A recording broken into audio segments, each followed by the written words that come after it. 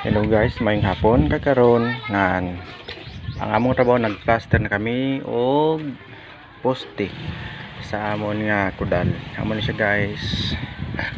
Nagplaster nami. Kay para okay na siya tan-awon. Oy, kana pare unsay maayo na pare kay makuan man. Ay dali lang teknik yo. Teknik? Tingnan mo. So tan-awon ta guys, ang unsay teknik ani guys kay murag kuan man ni, wala may sumpay ni. Walay buhos. Wala buhos. Uy, bato man na pare. Unsa man pare?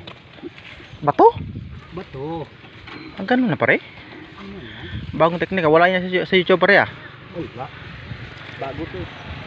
Bago. Butang bato para nga ligo nga pre no. Ana rin na guys. Sa gusto ko balo magkuan sa mga nagadali og trabaho. Ingalan day ang pinakamaayo nga buhaton. Bato rin na pre no. Ganun ba? So okay pre ah. Another na paano ba pre? Oy. Yung maliit yung pare. Oh, amo ni siya ang diskarte ni Pare Nonon Alojado. Ang pinakagwapo nga kagawad sa Barangay Alab. O may makita mo dito nga mas gwapo siya, pangayaw ra na. Pre no? Buyag. Kay Bernes karon. Oh, tama na pre. Purya buyag. So, reliyoso din tama na ni. Makadiyos siya makadiyos.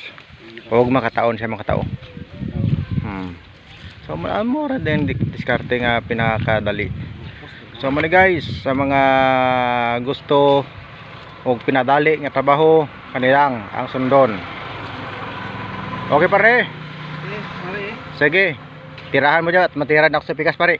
Bye-bye. Bye-bye. Bye-bye guys. Nahalo-halo na ni. Ilonggo, Tagalog o Bisaya. Oh, si pare yan, si pare. Hi pare.